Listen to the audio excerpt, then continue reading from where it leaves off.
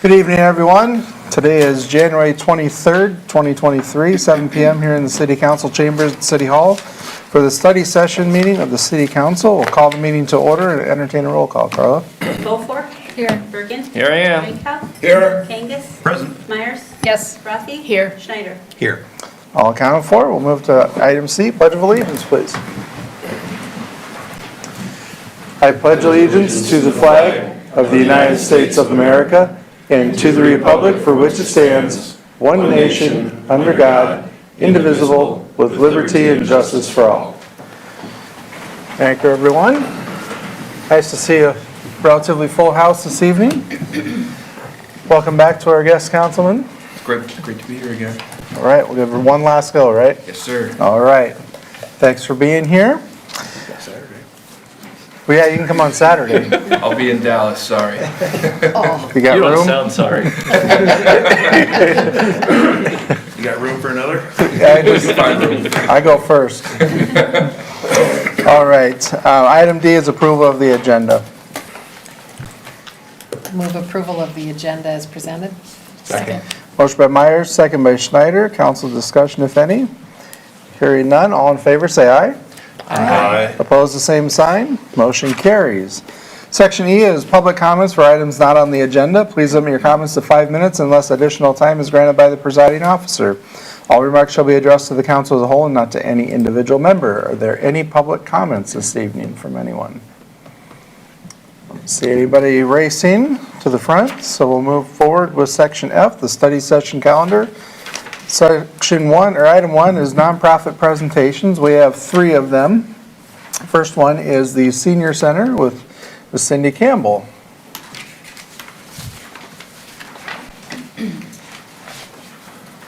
Welcome, Cindy.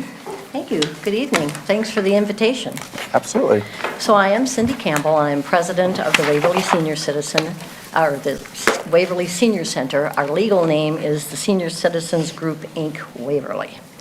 To give you a little background, after the floods of '99, the Hawkeye Valley Area Agency on Aging, which is now known as the NEI 3A, approached the center to locate their operations from the Horton Road location to the Waverly Senior Center. This center was HVAA's location to prepare and distribute the Meals on Wheels program. The Senior Center did not receive any income from the meals or any compensation for space or utilities. Apparently, that was due to some kind of federal exemption.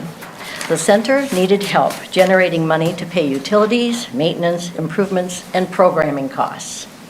In 2004, Harry Jansen, the president of the Waverly Senior Center, approached the City Council for financial support. The prerequisite of such requests was for a council person to serve for 1 year on the board as a liaison. I was third ward council person at the time, and I volunteered.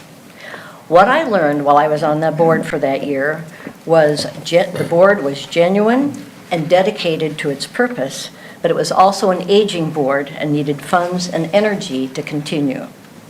The most profound question that Mayor Ike Ackerman asked was, "What are you doing for fundraising?" Which at the time was nothing. With the cooperation of the Senior Center Board, new members joined with ideas, energy, and commitment. 2006 was our first fundraiser, turning over a new leaf. That pitched our case and demonstrated our role and importance in the Waverly community through the services and activities that we offered, but were not widely known. It was a floral show. I know that probably comes as a surprise. And it featured arrangements highlighting Waverly entities, like at the time Parks and Rec, Waverly Light and Power, WSR and Wartburg College, the Police Department, the Fire Department, Public Works, the Waverly Public Library, the Waverly Daycare and Preschool, the Waverly Health Center, and a multitude of organizations that specialize in well-being and care. The arrangements were auctioned off, along with items donated by local businesses and individuals for a silent auction. Annual fundraisers have continued since then, including the Friends of the Waverly Senior Center campaign. In April of 2017, the 506 Cafe was born, A monthly home-cooked meal served the second Tuesday of the month from 11:30 until 12:30. Originally, it was a dine-in event, and it went to curbside in October of 2020 when we launched the 506 Curbside Cafe in response to the pandemic. 831 meals were served in 2022. The board and staff are currently discussing offering dining in again. And the 506 has partnered with area nonprofits to help broaden participation, and the partners have an opportunity to highlight their organization. The Senior Center board and staff looks for ways to increase services and programming that benefits and improves senior living. This past year, we saw a 25% increase in participation, and I've given you all a graph that shows our numbers for this year. Please note that these numbers do not include the Meals on Wheels statistics because the Waverly Senior Center is a distribution site only. The 2022 activities and events were many, and the Community Relations and Programming Committee has a great lineup planned for 2023. Keep an eye on our Facebook page for what's happening and how to participate, although I've also given you our February calendar. We seek junior seniors as the next generation of participants and supporters. The Senior Center depends on the funding received from the City of Waverly to support our operational costs and help maintain this historic house. Recently, we refreshed our interiors with a coat of paint and are adding beautiful, hand-selected historic photographs of Waverly displayed throughout the facility. Safety has also been a focus this year, and we have added additional lighting and safety measures throughout the building. We invite you to drop by anytime. Our hours are Monday through Thursday, 8 to 4, and Fridays from 8 until 3. Come and visit the Senior Center and see what a valuable asset to Waverly it is and how well we are managing your financial support. Our current board members are Sharon Abram, Charlene Beck, Carl Ekman, Elizabeth Hartman, Jennifer Lancaster, Karen Schneider, Mark Trax, Kathy Voits, and myself. Ann Rothy is our liaison. And for your information, we do have 3 openings, some openings if you're interested, and the terms are for 3 years.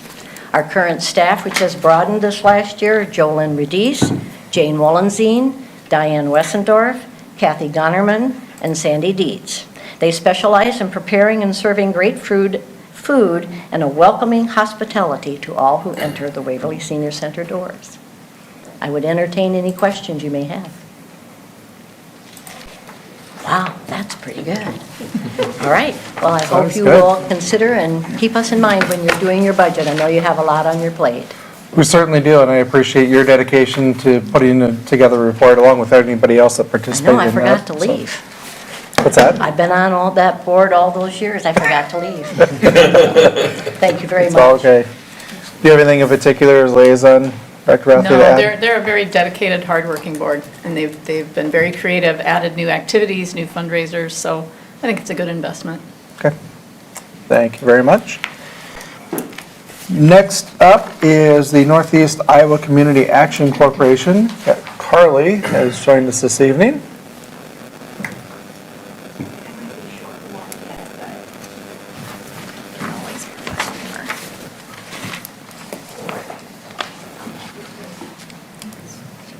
Good evening. My name is Carly Schmelzer, and I'm the Operations and Development Director with Northeast Iowa Community Action Corporation. Northeast Iowa Community Action Corporation provides support and resources to improve the stability and quality of life for individuals and families with limited resources.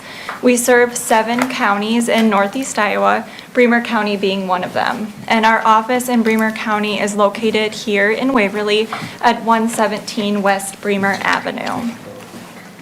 We're always more than happy to provide agency presentations across our service area, and I encourage you all to review the materials I've provided this evening and check out our website for more information on the various programs and services we offer. For my time tonight, I'm going to focus on our fiscal year 2024 funding request of $10,394. Our Waverly Family Service Outreach Office houses one full-time and one part-time family service specialist who aid residents of this community and surrounding communities within Bremer County. From this office, we operate the federal Low-Income Home Energy Assistance Program, also known as LIHEAP, a crisis assistance program which helps with past due rent, past due utilities, vehicle repairs, and other emergent needs, and operate the only food pantry in the county. Our office in Waverly is by far our busiest office.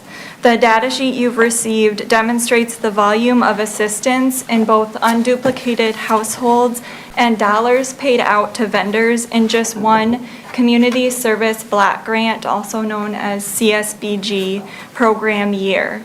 CSBG funding is federal funding funneled through states to community action agencies to meet the needs of vulnerable, low-income individuals and families.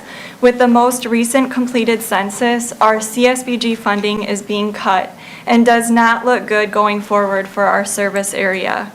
While we have wonderful partnerships in Waverly with faith formations, organizations, individuals, and businesses who graciously support our food pantry by monetary donations and goods, and we apply for Community Foundation and United Way grant funding to support our crisis assistance program, we struggle to have sufficient funding to pay the staff it takes to work with those who are in need of our assistance, collaborate with vendors, and maintain funding requirements.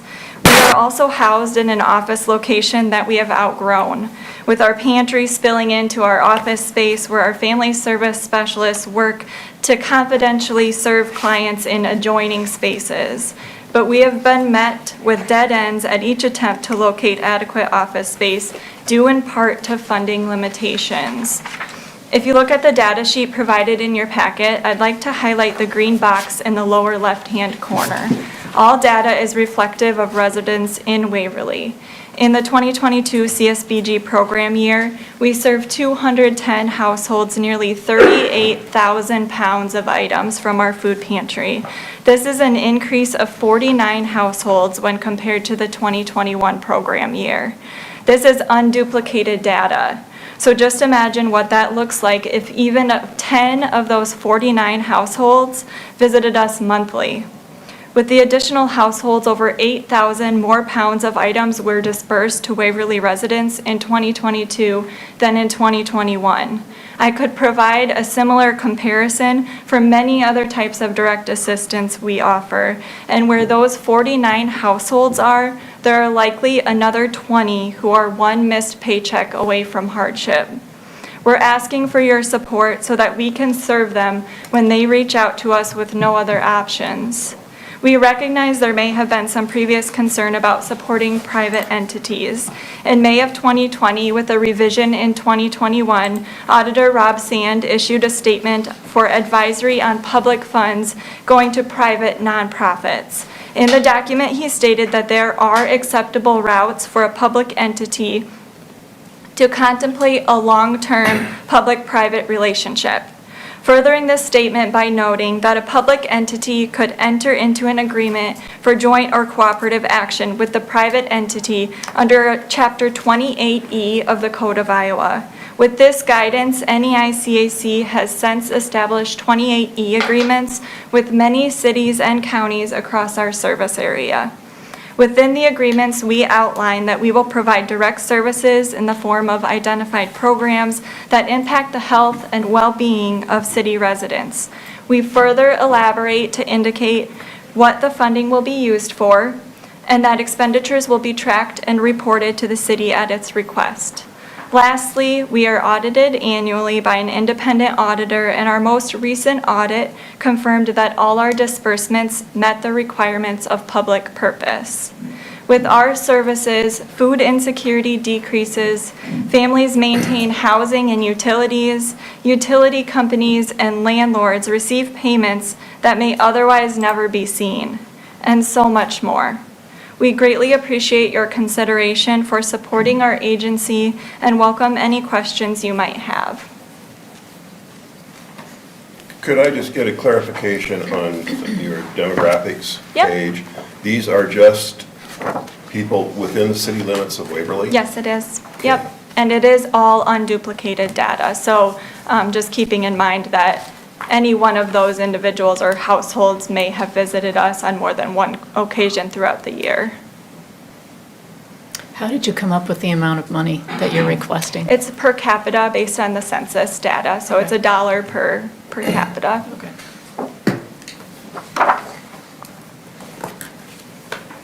Well, I definitely want to say I appreciate the work that Community Action does. I know that my family, as a child, depended on that on occasion. So I appreciate everything that you guys do, and it's definitely a longstanding service that Waverly has had, so I appreciate that. Thank you. Thank you for that. Right. Thank you very much. Thank you, Carly. And last but not least, the Heritage Days Committee, Jess Hamilton. Aren't you pretty much the committee? No. Mr. Hoffman, you got a few things. All right, I am here on behalf, my name is Jess Hamilton, here on behalf of the Waverly Heritage Days Committee. Come about every year. Darwin's usually here, and he's the talker, so mine will be short and sweet. I apologize if you have questions. You are more than welcome to ask me at the end, or interrupt any time in between. I'm fine with that as well. Our theme this year is going to be a slice of summer. They just came up with that at the last meeting, and I say they because I was a call-in. I didn't actually attend the meeting because I was traveling. So our committee has decided on a slice of summer as the theme for this year. We plan to have several of our returning activities. We have our car show that we typically have, food vendors, inflatables, parades, superheroes, and a whole lot more activities. Art and wine, I believe, is coming back, but I think there's some things we might change about it. Same with bingo. Just trying to spice it up a little bit instead of doing the same things each year. We've also reached out on our Facebook page to ask the community what they would like to see coming into Heritage Days, instead of it always just being us like, hey, here you go, here's all these activities. But getting some feedback and seeing what the community wants, instead of it just being the small percentage of us that determines what everybody gets. Our two main headlining bands this year will be Arch Allies and Boogie and the Yo-Yos. And then we have a bunch of other bands this year that we'll be having. We are still ironing out, obviously, because we're getting feedback from the community. We're ironing out some of those family activities that we would like to see at our event. However, if you have suggestions, you may reach out to me. You can reach out to Ann, reach out to Carla. Carla deals with me. I don't deal with Carla. Carla deals with me a lot. So if you, sorry, Carla. If you're interested in giving us any ideas, though, feel free. WaverlyHeritageDays@gmail.com is our email address. Otherwise, these two can always reach out. Adam knows how to get a hold of us as well. So if you'd like to volunteer, you're more than welcome to, whether it's the weekend of, or if you want to be on the committee. We look for any types of volunteers at any point in time. Back to the cost, though, our costs have risen. Obviously, everything has risen since 2020. And in the last 3 to 4 years, just the cost of our stage and production alone has gone up anywhere from $3,000 to $4,000. You know, and we're trying to add more activities, and we're trying to add bigger, better things that make it look cool, if you want to say that. Like, we had the screen last year. We had a lot of compliments on that. And this year, I believe we've committed to 2. Correct me if I'm wrong, Ann, because I wasn't. That's right. My hearing isn't that great on the phone. I think we're having 2 screens this year, and it's not that much more money than what we paid last year. So those are just some things that we do to try to bring people, draw people into Waverly, not just for our event, but as a whole. I need to thank Ann Rothy for her dedication to our committee, because she puts in a lot of time and a lot of effort and helps us tremendously. She comes up with great ideas. We need to thank Mr. Mayor Hoffman, for coming to our event and participating in it. We really appreciate that. Does anybody have any questions for me? Told you short and sweet. None? I just want to say, again, this is a hardworking group. I had no clue how much effort it takes to put in a festival like this, but they work all year round. I want to give a shout out to Scott Bartling, who has spent hours sorting cans. The main fundraiser right now is the can bin at Fairway. And who else has been helping? I know your Rob folks have Hurst. helped. Rob Hurst has helped. But Scott is down at the barn by the golf course every day doing cans. And, I mean, Heritage Days would not happen without him. He's a hard worker, and he does an amazing job. And he's now on the committee, too. So I just want to make sure he gets credit, Yes. because he's a hard worker. And that is, like you said, that is our biggest fundraiser, our only fundraiser right now. Yeah, it makes me a little worried about the alcohol consumption in Waverly, and not to mention the energy drinks, but it's raising a lot of money. There's pop in there. Yeah, I'm not complaining, because it's raising a lot of money for Heritage Days, so keep them coming, but no, kudos to the volunteers that are on the committee. Just imagine if we had nickel deposit on water bottles, what it would look like, so. I don't know if Scott could do it alone, Scott and Rob. I don't think they could keep up. No. No, I appreciate your comment, but to single me out from the involvement the entire council I know partakes. Well, I know, I but know. it's been a while since we've had, a mayor in the parade, and like you really stepped it up this last year, and we appreciate that. Yeah, no, it's, with some of the technology, the board and everything, the opportunity to engage is more, so I have to credit that to, having the display board and having a pre-recorded, thing on there. That always helps, but some of those things weren't there in the past, but I do appreciate the comment, but my attendance at the event isn't what makes it happen, so, but thank you. Well, thank you all, and thank you all for coming. Appreciate it. Thank you. Any last comments with any of the groups that were here while they're still here? All right, we'll move forward to item number 2, presentation by, I don't want to butcher this, Adelaide, Avery, and Elliott for consideration of making Waverly a bird-friendly city.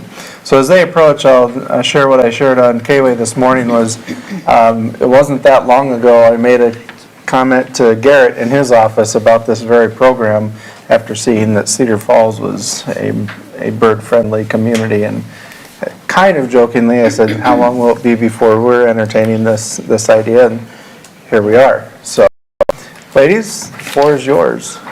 My name's Avery Corcoran. My name's Elliot Schneiderman. And I'm Adley Borglum. We are part of an organization known as FCCLA, and this is our project. We are here to talk to you about becoming a bird-friendly city. But first, we need to learn what a bird-friendly city is. A bird-friendly city is a program that encourages cities to help support birds in their area. And in order for us to become a bird-friendly city, we are asking for the approval of the mayor and at least 2 other city council members to approve our proposition. There's a $100 application fee that we will fundraise for. The program's main goals are to protect, restore, enhance bird habitat, reduce threats to birds, and educate and engage people in birding and conservation. There are several different reasons that our community should become one. So some of the reasons why we might want to do is protecting and enhancing bird habitat increases biodiversity, which enables more species to live there, which can increase the well-being of the general plants. As Waverly has much agricultural, that can help improve agricultural productivity with increases in birds that will eat insects and other pests, and also improving the general well-being of soil. This reducing problems for birds helps other wildlife species as well. Educating others about birds can help make more people involved in different things in the community, and being outside can help increase general mental health and physical health in several different ways. Helping to sustain natural systems like food streams and organism interactions are something that many people are interested in, so it can help get different portions of it the community more interested in being involved. This can also help encourage tourism, as many people are interested in birdings and prefer to visit places with more biodiversity and wild spaces. In addition, that if our application is approved, we receive flags, signs, and logos to indicate that we are a bird-friendly city. We need to do multiple things to become a bird-friendly city. So far, what we have done, we have talked to a group of fourth graders about the dangers of pesticides to reach a younger audience. We have gone bird watching, and we recorded things that our city already does well for birds. We've hung up posters at Eisenach regarding our mission and birding opportunities in our area. We spoke to important people in our city to help us. We have made a Facebook and an Instagram page to spread information about our mission. Our Facebook has 84 followers, and our Instagram page has 49 followers. We plan to grow this number. We need to do many things in order to still become a bird-friendly city. We want to document the ecosystem in our area in later months other than winter, because more birds come to our area. We need to inform people about our mission in general. So we were planning on talking on the radio, hanging up more posters, and reaching different topics. We want to fundraise the money for the application, and in the end, our goal is to make Waverly a bird-friendly city. We are doing this as a part of our FCCLA project. FCCLA stands for Family, Career, and Community Leaders of America.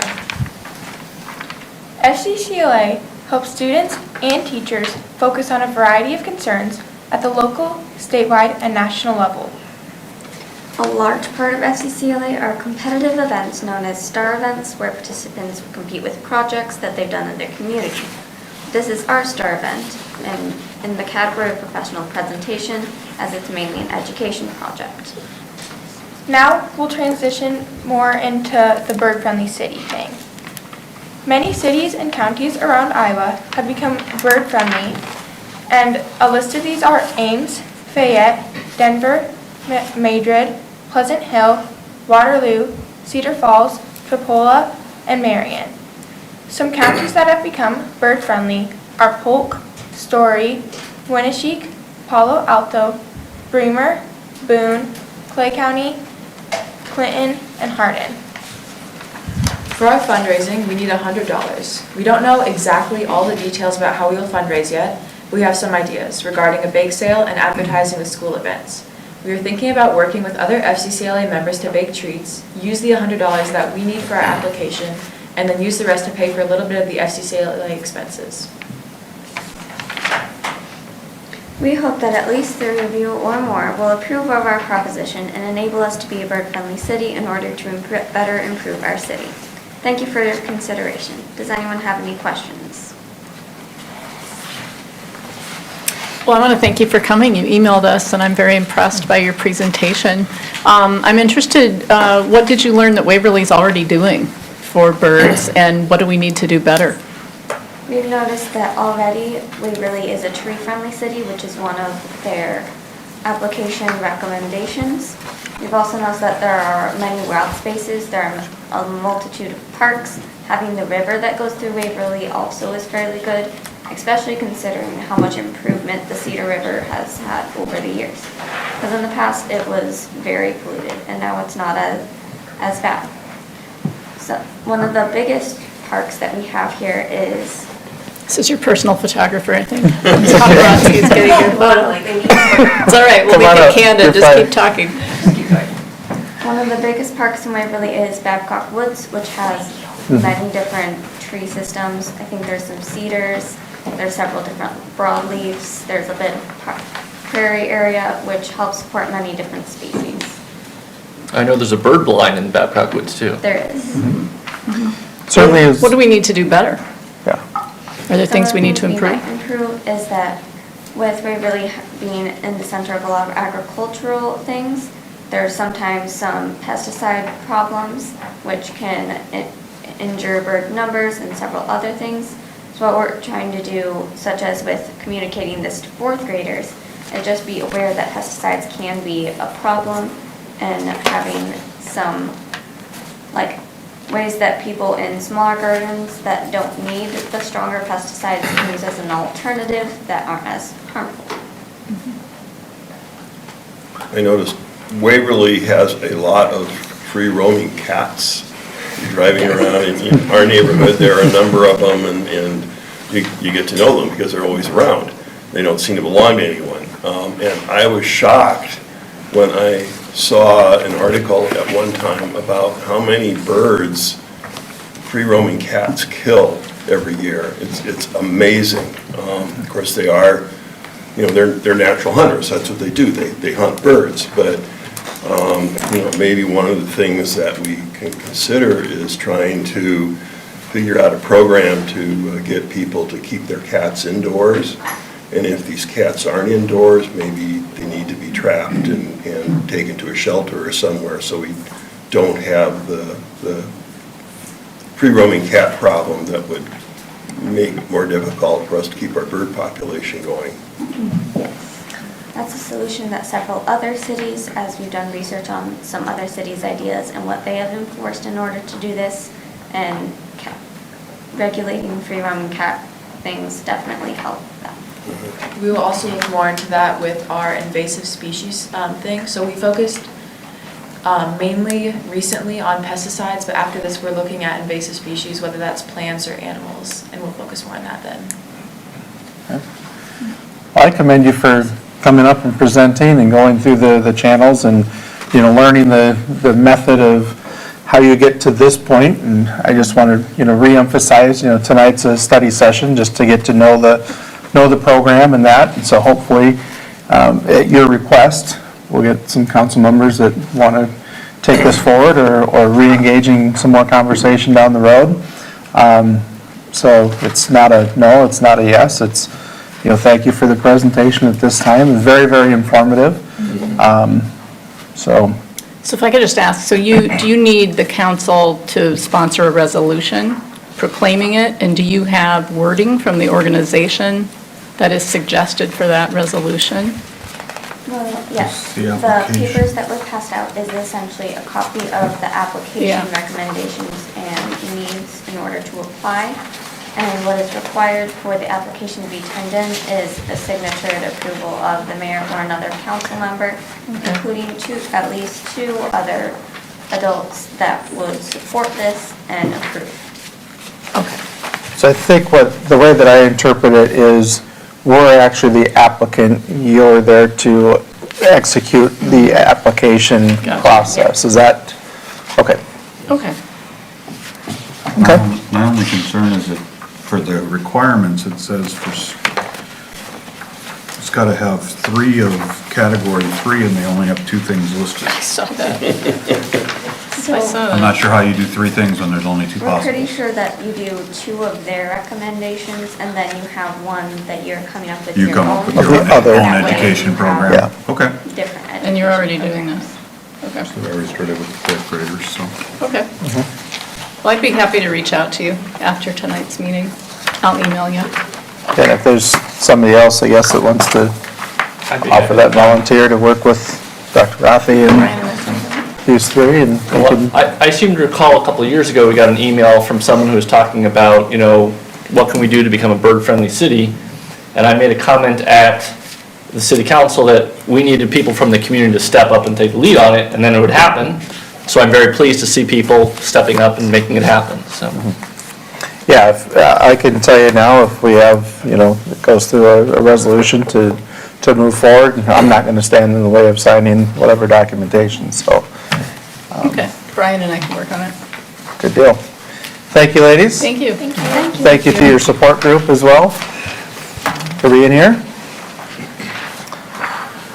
All right. Item number 3 is our Human Equity and Diversity Commission Annual Report to the Council. Got a few representatives here, that organization this evening. Yeah, okay. Yeah, it's a month, by the way, so I thought it would be, but, yeah, it should be okay. Yeah.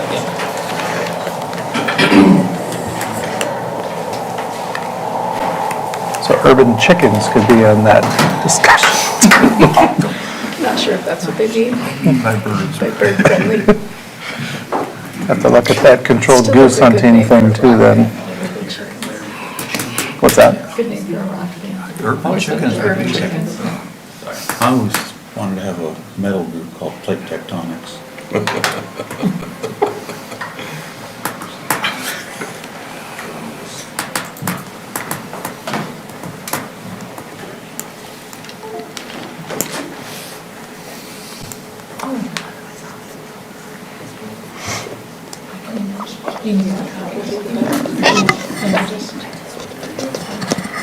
Oh, that'll be on just. Oh, okay. So if you can briefly provide the introductions and we'll go from there. Yeah, absolutely. So good evening. I am Nana Kweku. I'm the chair of the Human Equity and Diversity Commission. I actually teach at Wartburg as well, just in case you didn't know, just mention it. This is actually my second time being here. Last year was my first time and it was pretty interesting. Second time hopefully is as interesting as that. Basically flies by fast, but yeah, anyway, so that's me. And My name's Andy Hansen. I'm the newly vice chair, so I'm here to help out. yeah. And we also have, Oh yeah, say it. Sorry. Yeah. No, I'm really fine hiding here. Yeah, so currently the commission actually has 7 members. We lost 2 members last year and we were actually able to replace them in a timely fashion. So like I said, I'm the chair, Andy is the vice, and we have Amy basically being the secretary. So Amy, go ahead, sorry. Yeah, it's gonna be a bit choppy, but yeah. Right, so I want to remind the City Council of our vision statement. Now, once you're actually looking at this vision statement, and as you read it, this vision statement basically came about because we want to see how Waverly will be in 5 years' time or in 10 years' time, right? So that's basically our goal, right? So our commission basically strives to provide safe opportunities for all to achieve their highest potential. And when we say all, basically, including everyone, right? So in 10 years' time, well, how does Waverly actually look like? Okay, in 15 years' time, what does Waverly basically look like in terms of, equity and diversity? And that is basically our vision. And then we have our mission statement, which says the mission of the Human Equity and Diversity Commission is to open doors and build bridges to advance opportunities for all people in Waverly and the surrounding communities. Okay, so whilst we're actually creating this mission statement, what we're basically thinking of was, well, what do we actually want to see in Waverly, right? And want to see inclusion, and we want to see diversity, right? We want to open doors and opportunities for everybody in Waverly, and that's what we basically envision Waverly to be, right? So in that sense, we're basically going to go into our goals. Well, how are we actually achieving this vision, this vision statement? How are we actually achieving this mission statement as well, okay? So the most important thing, I'm sure that's what, we all here for, is basically a goal, okay? So our very first goal is to encourage the use of inclusive language by businesses and community organizations, right? Now, sorry. Yeah, you can take it. Yeah. I don't want to do all the talking, so yeah. this is what I prepared. I'm ready to talk about this. Go on and on and on. Yeah. So. All right, so like Alana said, to those ends, the mission and vision that we have as a commission, one of our goals is to encourage the use of inclusive language by businesses and community organizations. So we've here bulleted a couple ways that we envision doing that, some which we have already done and others that we hope to do in the future. The first one is primarily through education. We want to engage businesses in Waverly and employees in those businesses to participate in what's called the All Are Welcome campaign.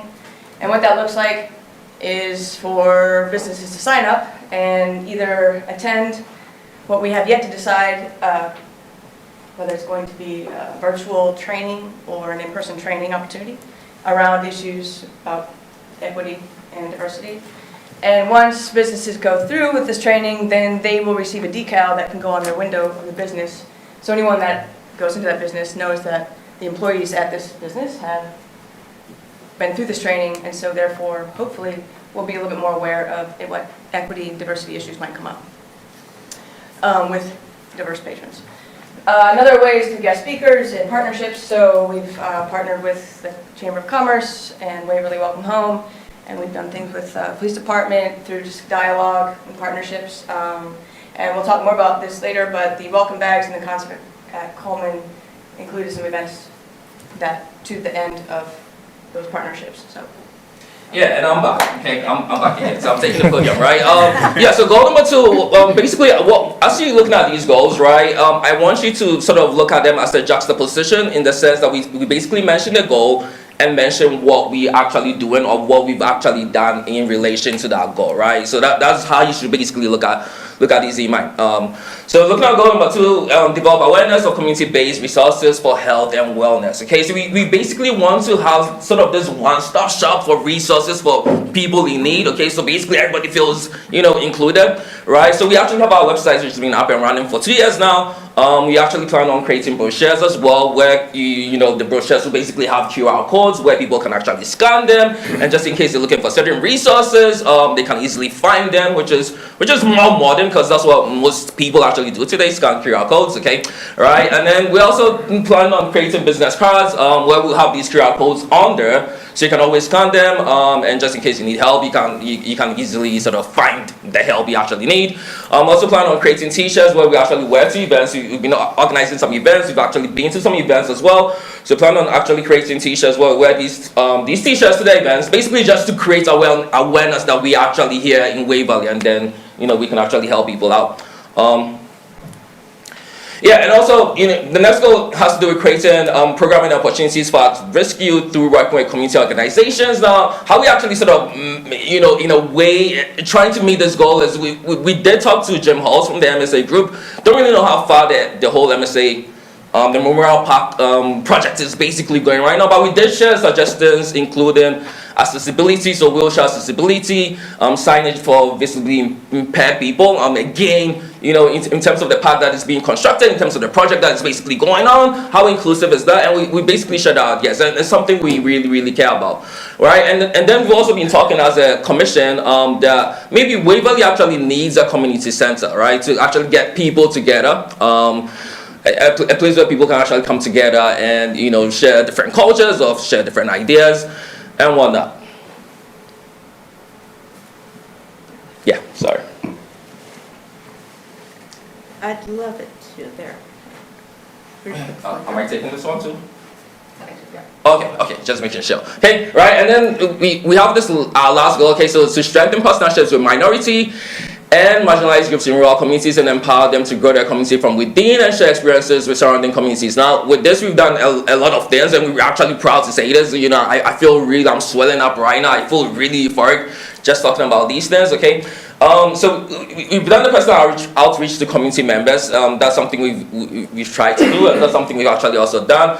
We also have plans for Juneteenth 2023. We actually had plans for Juneteenth last year, but we actually, I think we had budget limitations, if I can actually say that, to some extent, in terms of basically planning out our Juneteenth, okay? But in terms of this year Juneteenth, we want to do something more intentional and something bigger, okay? We've also had a chance to basically meet with the Braemar County Fair Board and with Heritage Days Committee. Again, with Heritage Days, we basically want to take a part of that as well.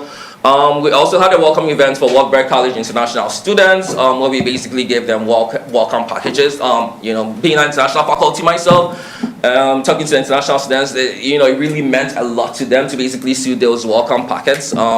And then also Wartburg College Culture Week, which is coming up, I think sometime in March or April. But last year we actually participated in Wartburg College Culture Week as well. Again, just to sort of indulge in issues of diversity and whatnot. Right, and so we want to talk about our events and our accomplishments. So it's good to see the goals and basically what we've done, but we want to see more concrete stuff in terms of our events and our accomplishments, what we've actually done. And in June is, if anybody knows what is special about June. Anyone here? Sorry. The professor in me is basically trying to engage you guys. Okay, so if I'm asking questions like, Brian, I'm sorry, yeah, you probably understand because you teach as well, so yeah. But June, okay, well anyway, June is Pride Month, okay, so we actually partnered with the Waverly Public Library, Emily from the Waverly Public Library, to basically hold a Pride event where, children actually had tie and dye, they did coloring, they actually had a Pride march, and that was very, very eventful. That was very, very fun as well.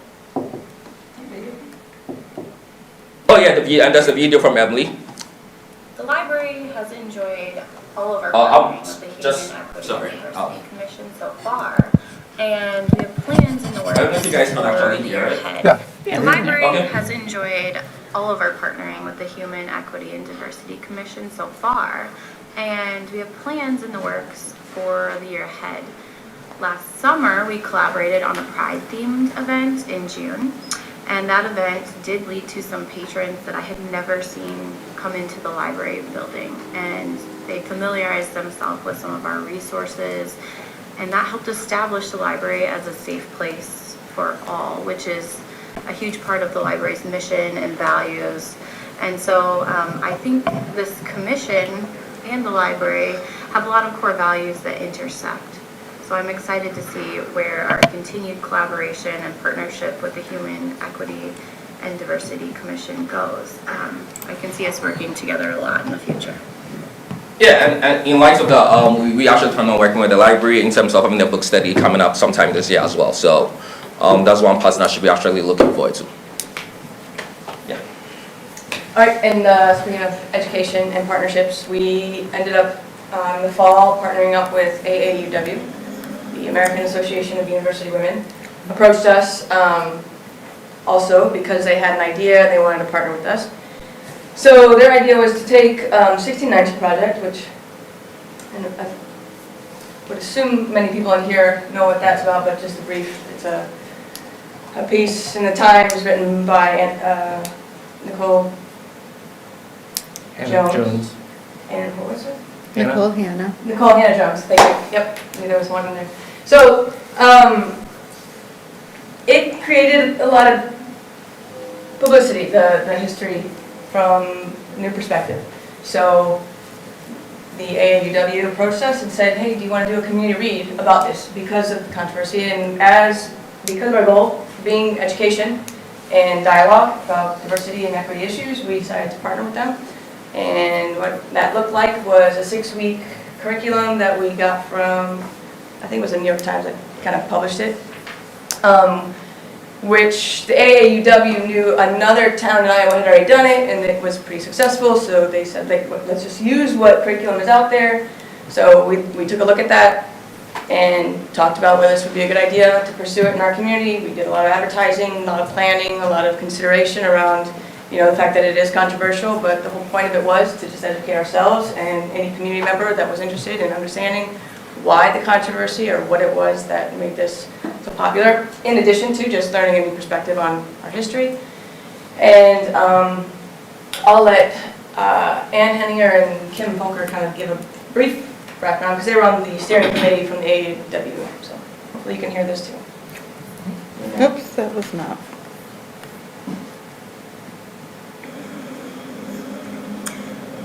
Hi there, this is Kim Folkers with Waverly AAUW. And a retired faculty member from Wartburg. That's correct. True about both of us. I'm Ann Henninger, and we were on the steering committee. And Andy had asked us if we would recap just a little bit about the experience, and so that's what we'll do here in short format. First of all, for numbers, since I was in charge of registration, we actually had 48 people registered, and 24 of them attended at least half of the time, which we thought was very, very good. That included 2 Wartburg students, and I think the age range was from, let's say, 20 to about 80, so that was quite good. And we ended up asking people if they would like to sign up on a list so that we could contact people afterwards and they could keep in touch with each other. And 18 of the folks signed up on that contact list. So I think we made quite an impact on the community. I would say we heard lots of great feedback. It was a group that was willing to talk with one another. We shifted tables every week so people got to meet and visit with different people in each of the 6 sessions. I think overwhelmingly people felt like they had an opportunity to meet others in the community who they wouldn't maybe have met otherwise, and to know that many other people are thinking about some of these same issues and feeling strongly about the importance to learn more and to be ready to be better informed about the history of the United States. And so I just to be clear, it was 6 weeks curriculum, kind of changed it to meet our community needs. But like Ann and Kim were saying, it was, we wanted to highlight it just because we thought it was a super successful community partnership and a way to invite all community members to have dialogue, basically, about stuff that's interesting and sensitive and has to do with diversity and equity, so. Yeah, and one more major event that actually occurred last year, that the commission basically, organized and participated in, and Mayor, you actually were there, it was the Wartburg Welcome Week, where we basically welcome international students. Now, it's no secret that a large, majority of diversity in Waverly, comes from Wartburg and also comes from international students. So it's something we've been doing for the past 2 years now, and I'm proud to actually say that because we want to make our international students feel welcome in Waverly, right? Basically, we want everyone to feel welcome in Waverly, but we want international students to feel welcome in Waverly. So that's an event we actually organized last year in August, and we basically give them welcome packets as well. So that's, those are the major events we basically organized last year. And then 2023 is a promising year. We actually have a lot of things coming up. Andy, you want to talk about those? Sure, briefly, I'm not taking up a lot of time. Okay, so Heritage Days is on our list of partnerships again. So exploring that as an option to talk about what that might look like, or what equity and diversity issues might come around for that event. And like I was talking about before, the Y'all Are Welcome campaign, we've been talking about it, and hopefully that will be kicked off this year and in full launch. Another thing that came out of the 1690 project was the book study with, or the idea of a book study with the library in partnership with them. We will continue with something like what we did with the 1690 project, where everyone reads the same book and talks about just basically a community read.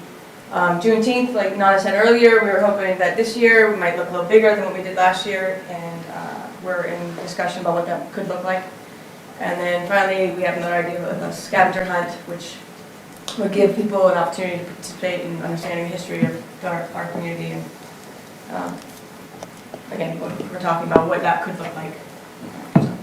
Yeah, so finally, I just want to say, obviously, it's a pleasure to give a report. This commission is, we basically deem it as sort of like a noble commission, something we actually find very, very interesting and work well. So thank you very much for listening to us. Any questions? I think it's evident that you've all worked really, really hard in these early years, and it's exciting to see this happening in Waverly. Yeah, thank you so much. Thank you for your work. I think I benefited from just being part of, especially the welcome of the new international students to town. The council members that have been able to participate in that event. Carla's hard work in putting a lot of things together.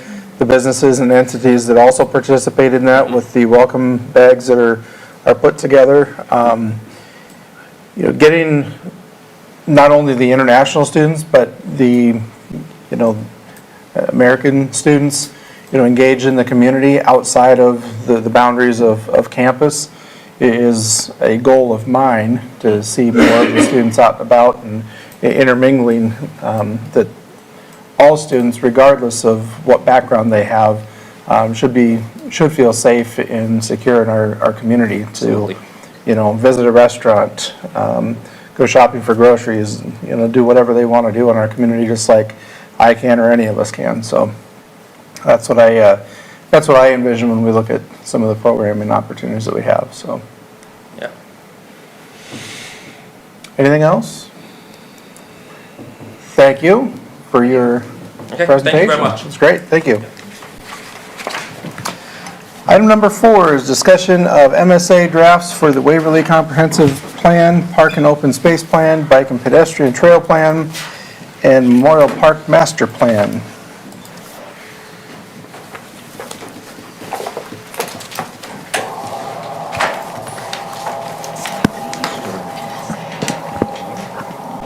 Is anybody here? Waiting for the ground noise to stop. It's all right. So our purpose tonight is, you've heard from MSA multiple times, and we can sit and listen to them again. We rather engage with you directly, staff would, try and work on having a final vote on these things next month. So hopefully you've had a chance to look through this. We know it's a lot of material. Bill disappeared. You must not have wanted to go first. Garrett, I may have kind of kick us off. A lot of what we're looking for is MSA has gone through and done a diagnosis of what our parks look like and what our plan should be and what they are gonna end up in the final draft. And we're looking for you for comments things we've forgotten, things you don't want to do. Because our biggest issue that we're going to find is, what we don't want to do is put a plan together that we're not going to execute. Then have people 5 years from now say, well, it's in the plan, we should be doing this. If we're not going to do it, don't put it in the plan.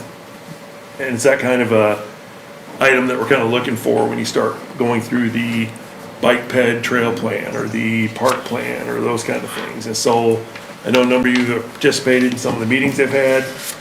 For those that couldn't, we hope you've read through some of this. So I don't know, Garrett, if you have any comments initially or any thoughts of your own on this trail plan. We're just kind of wanting to hear from you honestly as to what your thoughts are regarding this. Yeah, I mean, as James said, we've been kind of over it with MSA. I'd be willing to entertain any questions that anyone has about anything that I might be able to answer. There's definitely some things in there that, you know, maybe look a little extravagant. Maybe they're not in a few years, I don't know. But, you know, we're looking to entertain anything. I'm really just kind of looking for feedback from the council as to what we think we might be able to accomplish and, you know, what maybe stands out to, you know, some of you as to high importance, maybe not so important, and what we would kind of focus on moving forward. I think a lot of it teeters around financial capabilities as we look into the future as well. We've got a lot of unknowns. James and I were talking about this, just coming into here before the meeting about what our legislature is going to do with property tax, you know, valuation caps and all those different things that definitely are going to affect our ability to do that. Should that influence what our comp plan looks like? Maybe it does, maybe it doesn't. Yeah, I mean, I think one of the things I like about their plan that they laid out is they triaged for it. So they tell you, here are the things that are more urgent, here are the things that could wait, here are the things that people who participated in the polling and the input sessions saw as high importance, here are things that were low importance. So I guess because of the price tag on everything, I mean, I'm going to look to staff to help us figure out how do we phase this. Right? What are the more urgent issues? What are some things that can wait? Because that's typically how we do the budget process. So we look to the leaders of the departments to help us figure out the staging of things, because it's obviously going to have to get spread out over time.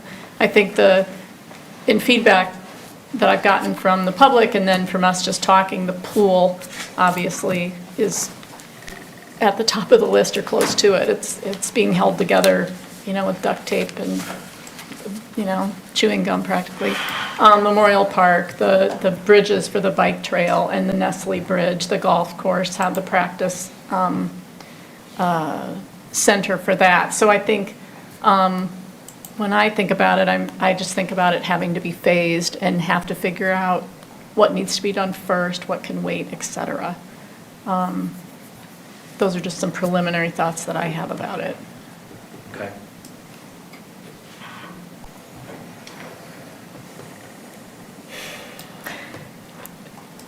My concern has always been the connectivity that we have within town and with the other trails that extend outward. And obviously that's, again, it's been phased in over time. We're still phasing in, connecting with Shell Rock, that part. But with the 2 new schools coming in, that's an additional edges of trails to have connectivity with the living areas in town out to those schools. So it's that kind of look at, as well as maintaining the rail trail that we have, which, you know, gotta deal with those bridges. And I still think a lot of them look like good old Dukes of Hazzard type sets that, so, you know, which is not necessarily a compliment, it's more of they're scary at times, so. I mean, I think we're in a, we're in a fairly good position budget-wise because we finished, I'm just saying we finished a lot Hold that of. thought till Saturday. Yeah. Developments today, But, I don't think I can say that anymore. Unless you haven't so- told us something, we don't have looming. I have not told you something that is looming, so hold Okay. that till Saturday. if Okay, you would. all right, I'll- We are not in the shape we thought we were. I'll just leave it at that. Thank you to the auditors. It was a wonderful day today. I almost walked out, so. Oh dear, okay. The worst thing I've seen in 17 years, and we had nothing, there's nothing we could do about it. However, you must articulate so we don't have public in arrears between now and Saturday. Let them be in arrears. But it's not a- Actually, attend once. It Right. was something the auditors reclassified that financially impacted us, that we were not seeing, couldn't have seen, it wasn't our fault. They just have a different way of looking at it now, which then looks at us a little differently going forward. So it made us reshape a lot of what we're trying to do going forward for this next budget coming up. And some staff are not even aware of this. We'll talk about it tomorrow. You're gonna wanna be there. We just gotta reset a lot of things. So even a lot of the books you see tonight, you have, that may not look like what Saturday looks like. This all hit us today. Yeah, so don't take those 1:30. home. So it's not devastating, it's just, it's not fun, and we're gonna work through it. But yeah, you're dead right when you say these are all phased in. This stuff's expensive, something. I mean, the bridges, Right. the trail systems, Yeah. Our biggest issue are the things near you don't wanna do at all? Or is this all great, and we just gotta figure out how and when? I mean, that was really the point of, Yeah. especially on the bike and ped and trail plan. Do we think we need to connect everywhere they're telling us to connect? Is some of it even possible? Because there's limitations along some of the streets they're looking at. As in topography won't allow us to do some of these things. So I appreciate what MSA has done, but some of this is just simply not even feasible. Literally, it just can't be done. And so that was our biggest thing, is have you review this and look through it, and hopefully you have, to see what do you want to continue to do going forward? What do you not want to do? Or is it all fair game, and we just figure out what and when we can, and how does that work? But that's kind of our goal all the way through tonight, even when we get to building the comp plan, but. I just wanted to articulate that it wasn't a malpractice, a fraudulent act, or anything like that that we're dealing with here, so. Don't worry about that. I know. And The government just decided to call things differently. So Yeah. as far as parts of the plan that are just not feasible, how will we get that communication? Because I'm not sure it says that in here, if they put, does it? I mean, Probably doesn't. I tried think to they looked read at it, some but- two-dimensional maps and didn't look at some of the topography. Right. 'Cause there are some streets that I simply don't think are wide enough to put the trails through. Uh-huh, And that's what we're gonna try and decipher as well before we bring it to you for a final vote. Right. Next month, is we'll try and walk through this also, but we wanted your feedback before we dug into it and started kind of dissecting as well, so it's not just all us doing this, but to get your ideas, options, issues, deletions. I guess what I like that there are plans in there.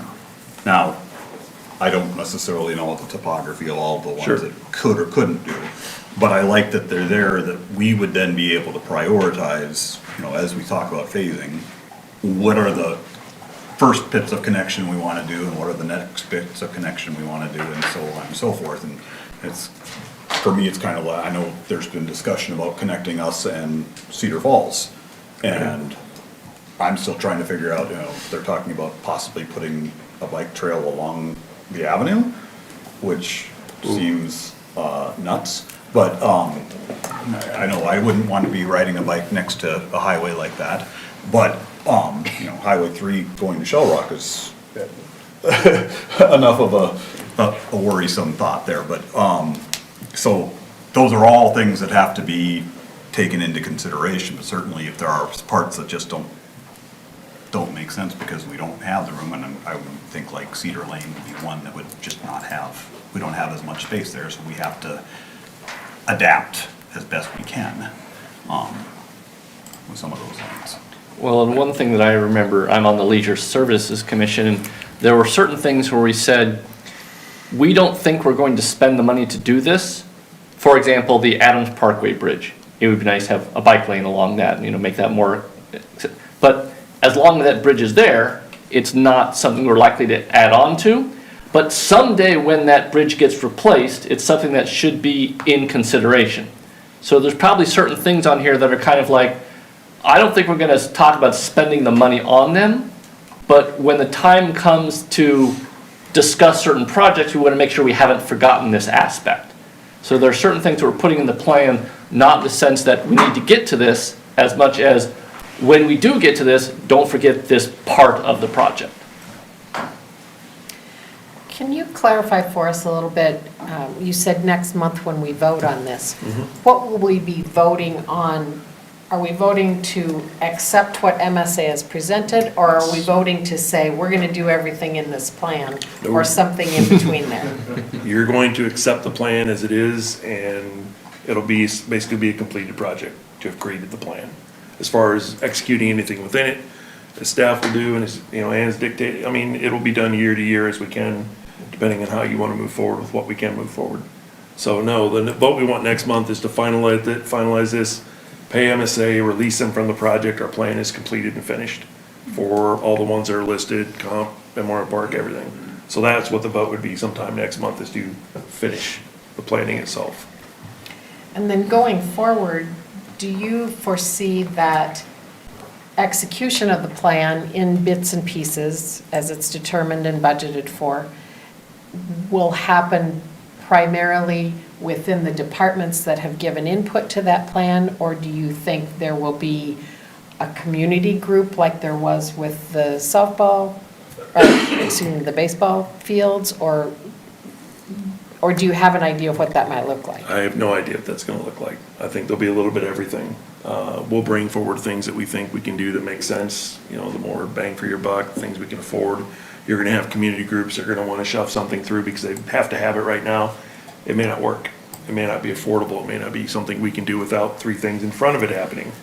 So our biggest issue is gonna be getting understanding of what, if you approve this next month, what does it look like? What are we truly talking about here as far as the detail, the costing, the phasing, the timing?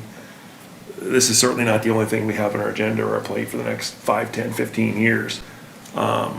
They've already talked about some other things that are gonna cost a lot of money in this community to do, if we even can do it. So it's really gonna be, how do you blend this in with our revenue limitations, with all of the infrastructure we're trying to do on top of this? It's gonna be a balancing act this could be decades to get this done, if you even get it all done. You may have to do another plan in 15 years to redo what you have seen, haven't seen. So this is just a living document that it's about 10 years we do this. About 10. The comp plan is 10 years. And this seems like it's been about 10 for the parks, and so every decade, you'll take another look at this, what have we accomplished, what haven't we, why, what can we? And staff will be, you know, monumental in getting that done. It's gonna be a decision you have to make to prioritize this over this versus that, well, how much infrastructure, where, what. So it is a huge undertaking. Doing these all at once was very cost effective, but now it's all at once, and you have a whole broad list to choose from. These give us broad kind of overlook of things to say, we're gonna do this, then this, and say, this needs to happen before this was gonna happen, and we really want this to happen, so we have to get this done type of, you know, a process of there, and then there's the pie in the sky. This is gonna be, we suddenly get a windfall from the state for some reason. Exactly. Yeah, Those mistakes happen all the time. Yeah, it'd be great, yeah. I guess I would say, in general, I feel like MSA did the job we asked them to do, and I feel like they did it well, and they put together a tool that is reasonably easy to understand and to get that 20,000-foot view from. I feel good about what they produced for us. So I guess going forward, if there's things we don't want in the plan, how is council going to come together to remove those before we vote on them? Well, I think we hopefully bring this back at some point in time, depending on what you've reviewed, sometime in February, either the first, second meeting. We can shoot for the second meeting, give you a little more time, and we would have another discussion like this as to what you've come up with, and by consensus, or if it has to be a vote, what's left in, what's taken out, what are we gonna include, what are we not gonna include? Because, again, the last thing I want is in 3 years or 5 years to have a group come and say, this is in there, why aren't we doing this right now? You're gonna get that no matter what happens, but some of these, you know, Tim would say it's pie in the sky. Is it really feasible at all? Maybe it is 30 years from now. Well, then do we need it in this plan? Or is it in a plan 3 from now? It's really gonna be whatever you want as a council to accomplish. As Hank Bagelman noted when I first got on, and we actually were talking about Cedar River Parkway in particular, he made the comment that that went on the comp plan in the 60s, 1960s. Yep, 63. That the concept of that parkway went on, and it's only been in the last decade that we got that done. So it took 50 years of being on that. So some of these things may be in here as the pie in the sky, but at least it gives us an idea as we're looking at development to say, we need to make sure this area is not developed, or we throw a building over the top of it that now we're gonna have to route a road completely around it, or build a bridge over the top, anything like that. So there's some of that big picture that we do have 30 years out that we're not gonna even touch on this right now, but at least it gives us a idea. And who knows, you know, we might have flying cars by then. You know, they promised me that in 2015, and Back to the Future, and it never happened, so I'm still disappointed. I'm sure it's coming soon. Yeah, I think it's such a huge, this is such a huge report, and there's multiple aspects, right? There's the comprehensive plan, then there's just the parks and trails, et cetera. And so I feel like the only problem I have with taking parts out is that if we're looking at this, it's sort of like what we do at the airport, right? We look at the future planning for the airport knowing that we might not do everything that's in that plan, but it shows the FAA and the citizens what we're thinking about, but it doesn't tie us to doing it. And I feel like that's sort of what this is. I have a problem with just eliminating parts if we don't think that we're going to get them done, because someone might come back and say, well, you didn't do that. I think if you put the grading scale that they put in here, like what is important, some of these things were given sort of low rank. And so I don't think they should necessarily just be erased or taken out of the plan, but I think you show that they are a low priority.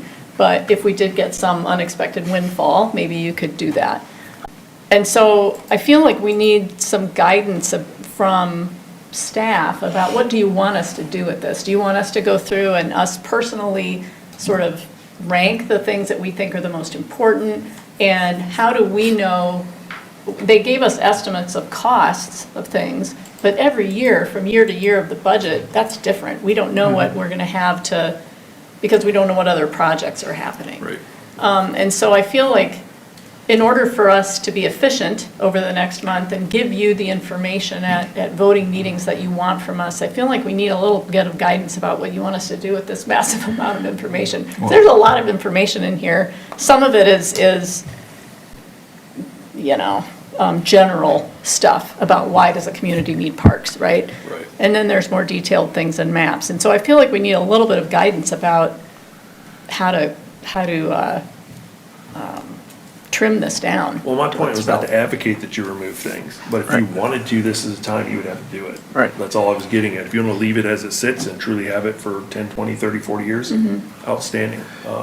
Our point was, if there's something you simply do not like, or the majority you don't like, and you just don't think it ought to be in there, now is the time to have that view, discuss it, remove it if you truly want to, or just leave it, it's a low priority. You can do anything you'd like to it. You know, we've got a lot of things. I look at the rail trail bridge on page 32, and I don't know who in the world thought that's gonna be a possibility. That's 3 times what we could possibly do with a bridge that's not really going anywhere right now. Those are the things that trouble me. Why would you show something like that? We're not gonna spend $20 million to do a bridge that looks like that. I mean, things like that just, those are troubling, and we see it off and on. If you want to show me a picture of a bridge next door in the next county, outstanding. That's in Austin, Texas. That's a little different community than we are right now. They have a little different funding structure than we have. Those are the things that bother me when I see these in reports like this for Waverly, Iowa. And that's what I see kind of throughout here. So, no, we're not advocating for anything. It was more to have you have read this, reviewed it, questions, comments. Why is this in here? Things of that nature. Why is this missing? It was really just to start that conversation so that when we do come in February, that we can actually be done, vote this through, the plan exists as it does, or if there's parts of it that you don't care for, we can discuss that at the time. But we're not advocating, leave it alone, take it out. It was just to get the conversation started, to make sure you had a voice to talk about this before we came back for an actual vote. And these have not been voted recommendation-wise from planning and zoning yet, I know. I don't believe it has, no. To Ann's point of having these on the plan as more of a placeholder, things that are pie in the sky, like the bridge, even though that may not be the bridge dollar figure or what it looks like or anything, but having it on there can also be to our benefit.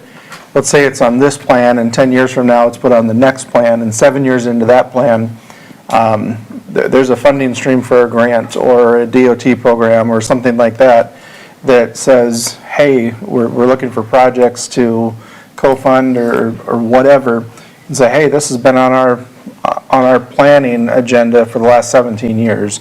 Putting that into an application has its merits, just like we've known, or we knew from the 60s, that the Parkway project was something we wanted to do. So if there had been funding, you can't say we just thought this up last week because there's funding available.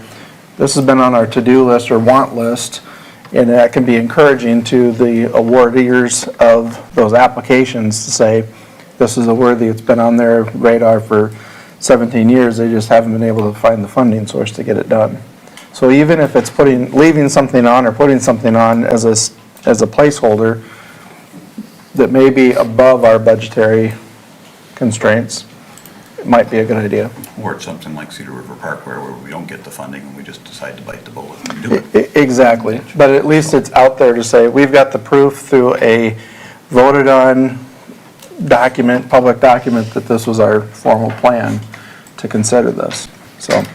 I was surprised there was not more detail about an aquatic center. I mean, one of the things I remember when they came to present to us was that they were going to have someone who specialized in that, and I guess I thought they would give us a more detailed pool plan. How do you staff it? What, for a size of community.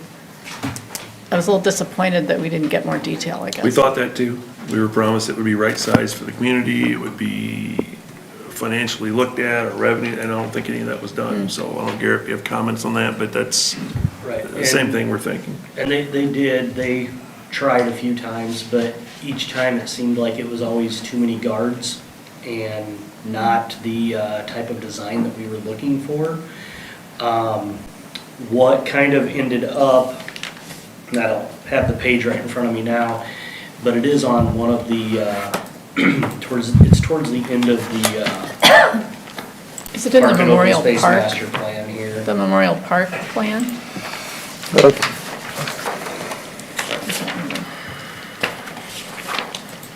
And they couldn't really go into a ton of detail because, they weren't getting paid to quote design the pool, but just as a kind of an idea of what we'd be looking for at least. And, I guess I didn't feel like we got as far as what we wanted to there either. Is that something that we can go back to them and say, we'd like to see you flesh this out a little more because you told us you would?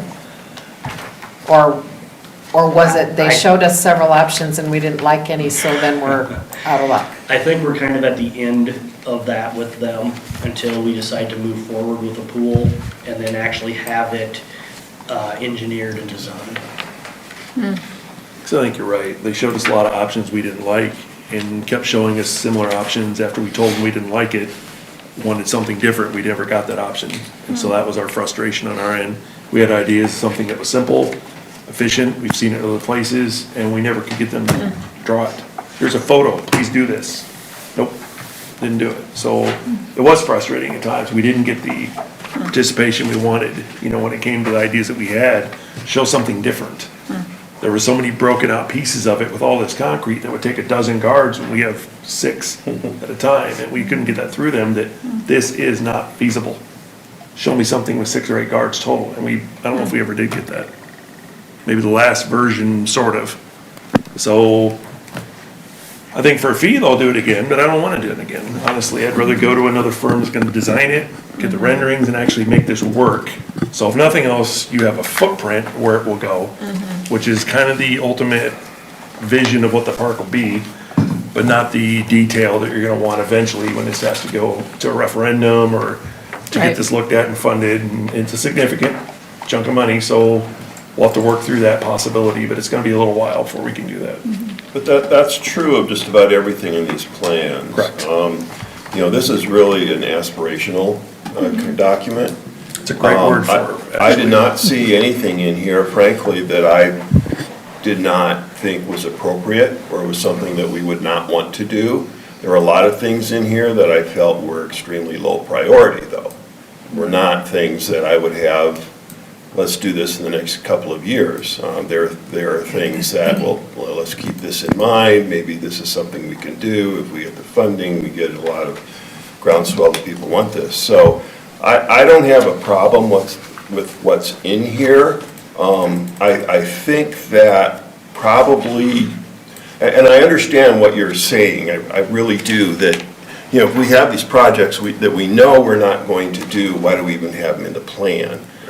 And I understand that, but also, I think it's important to have them in the plan, because these are some things that we would like to see, but maybe we never will be able to accomplish. And maybe 10 years from now, that will, obviously things are going to change. 10 years from now, the whole priority list will change. So I think what we need to do to go forward here is find out from the council what our priorities are as far as what parts of these plans we want to take a look at implementing. If we do decide to go forward with a pool, and I personally think that that's probably one of the highest priority items, you're absolutely right. I mean, we're not going to put a lot of money into doing a pool design unless we've decided, hey, we want to go forward with a pool, let's get a design team working here and see what we want to do. But at least we have, with the master plan, we say, well, this is the area we want the pool to be. It may not look exactly like that, but at least the pool is not, you know, in the middle of the golf course or something. We say this is where we want the pool to be.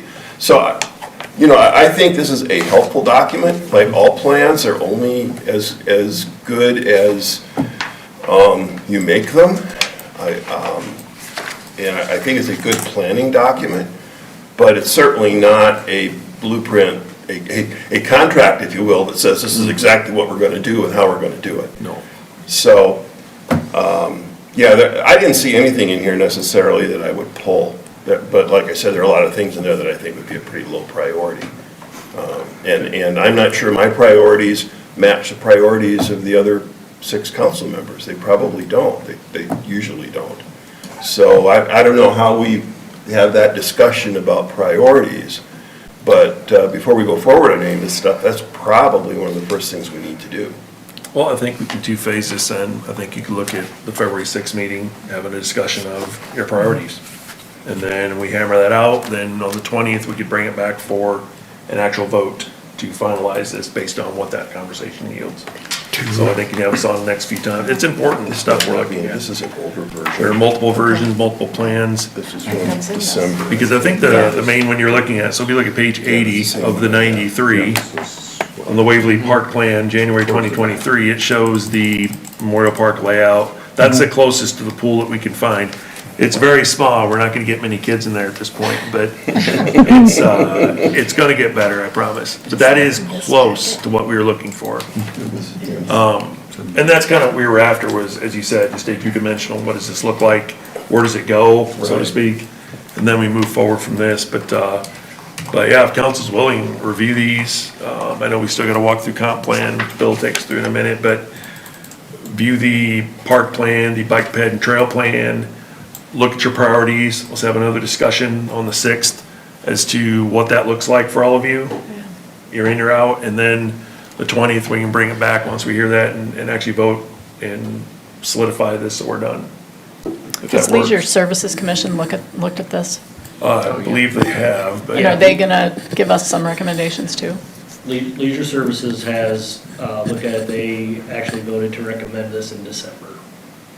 In its entirety? In its entirety. Okay. Yep, we didn't have a large discussion about, you know, should we pull anything, should we, you know, and they looked through it, I can't even tell you how many times with MSA. Right. Present, you know, we went through it, and there's some aspects that some of us like, some of us don't. Yeah. You know, I Yeah, mean, just yeah. how it is with any plan. Yeah. But, I mean, do you feel like were they in agreement with the priority or lack of priority that MSA has for the different parks and projects? Yeah, I feel like they were. Okay. Yep. I would say that one of the most important things for me was making sure they had correct information on which to base their recommendations. So, I mean, we are asking them for their recommendations, so mostly what I wanted to make sure was that the information they were basing that on was correct. So when they were saying this park, making sure they had the right picture of that park, or when they talked about this road, making sure, you know, that's where that road went. So it was important to make sure they had correct background information, but we're asking them for recommendations. So I mean, I was interested in hearing what their recommendations are. And I agree, there's nothing in here that I look at that I say, we wouldn't want that. That's not saying we can afford it. Right. But it's not, there's nothing here that I look at and say, we don't want that in our Yeah, community. nothing inappropriate, it's just, yeah. And I think they didn't want to recommend not knowing where you were.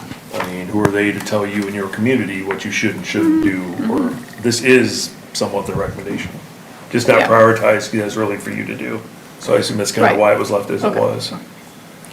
I found myself as I was looking through it, first of all, I agree with everybody else. I don't see anything in here that I would say, no, we don't want that. But I found myself trying to organize it in my mind in terms of priorities, number one, priorities that we can do that are affordable, priorities that are going to cost a lot of money, but we really have to do them anyway. Are there some things that we can do that might not cost much of anything? At the very outset, as they were talking about pedestrian issues and safety issues and stuff like that, are there things that we could do that wouldn't have to involve capital projects? And then finally, what things are in here that are aspirational? And I agree, I think it's important to keep those in there, both because it keeps the community mindful in coming years, but also I think it helps us see, okay, how are the things that we might be doing in the immediate future impacting the things that we might want to do, or leading us up to the things that we want to do that are more aspirational. And I don't know, short of rewriting the whole document, which obviously we're not going to do, I don't know how to make that happen, but that's where my brain was going as I was looking through this, was kind of trying to categorize things. Yeah, and as I was looking at each little individual park, I mean, I found myself thinking, you know, what could you do, or what could a neighborhood do? What could a neighborhood invest in? You know, you think of the neighborhood on the north side of the old Murphy Addition, Tumbleweed Trail right there, where you know, that neighborhood has invested in that area, Monahan has invested. And so how can the city partner with some of these neighborhoods to do relatively low-cost improvements in pocket areas? Because you can make a lot of difference to a neighborhood for a relatively small amount of money, not a small amount of money, but not millions, right? So, yeah, it's both the grand plan for decades to come, but it's also, there are some things that maybe you could do fairly immediately through the Northeast Iowa Community Foundation or whatever, to partner with smaller groups of citizens. But it would take investment from each neighborhood. Okay. So any other questions, comments on the bike ped trail plan, park plan, et cetera? Let's have Bill kind of walk us through comp plan and. Yeah, no, it's helpful. I mean, now I think I know, as I review it again, what do I need to be keeping in mind, and how do I want to organize it? Because it's a lot of material. It is a lot of material. So. It is a lot. So with that, Bill, if you want to walk us through comp plan? Sure. So the comp plan is kind of how this all started, and then we got the idea that we could Hang on, get Bill. it going. Bill. Hang on, just a second. Do you have one thing? I was going to say, after Sorry. quickly skimming through this 93-page document, sitting on the outside, I love this. You know, it's, for whatever it's worth, as a father with a young daughter, I would absolutely make the trip to any one of these proposed parks with these changes. Love to see all of it. And it's really reassuring to me as a Waverly resident to see that the city is going through these steps to see what can we do to make them better. And so I appreciate that. And it's gives me a nice warm feeling that Waverly cares as much as it does. Appreciate that. I think that's a great comment for us to hear, because I think it's easy, and we should get sidetracked by price tags, but these are the things this is why people move to a community and stay put, right? Because fixing potholes is one thing, but people these days, especially with people who can work from home, they can live any place. And so how do we make Waverly attractive and unique and show people that we are invested in having a nice place for people to live and recreate and be healthy, right? And so we have to be mindful of price tags, but we also have to realize that these are essential, non-essential services, I think. So that's I appreciate that you brought that up. So that's a really good comment for us to hear. I mean, you put some bathrooms out at the dog park, I'll be there 3-4 times a week instead of once a week. Yeah. I mean, I was out at Babcock Woods yesterday, snowshoeing. And I mean, that's like in town, and you feel like you're out in the middle of the wilderness. And so we are so lucky to have that, and how do we have to nurture that and take care of things like that. So, I think we definitely need to keep safety, maintenance in mind, and as a high priority. And then being family oriented, that's going to bring family, like Ann said, that's going to bring family here to work, live. There's a lot of times we're worried about businesses and what does downtown look like, but that's nothing if we don't have families that don't want to be here, or they don't have the parks to play in, or the recreation, or a pool that literally has probably duct tape holding it together. So we do need to prioritize family, I think, as well as the safety and maintenance. It's probably more Flex Seal than duct tape, but Oh. it's right there. The water part of it, but yeah, it's right there. But wait, there's more. No, I understand completely, and the things we struggle with, again, it's money, because there's only so much, there's a Right. ton here to do, and that'll come down to priorities, and like I said, let's just get through Saturday first. Next year, maybe the year after, we'll look at some of this, but there is a hefty price tag in a lot of this, and the pool, to me, that's where you have to start. That's the biggest gem in this crown. If you don't get that through first, you start over, then what do you do? And that's what's gonna be the most difficult to get this done. And that's where we're probably gonna focus first, is you've gotta start with that, because everything else falls around it. Yeah. But we'll start working kind of towards what that looks like and timing, and hopefully know a little bit of that for Saturday as well, what that looks like. But that's the hardest part is we'd love to do it all too, but just the basics are gonna be hard enough for a little while, so. Okay. Anything else? That's it for me. Thank you.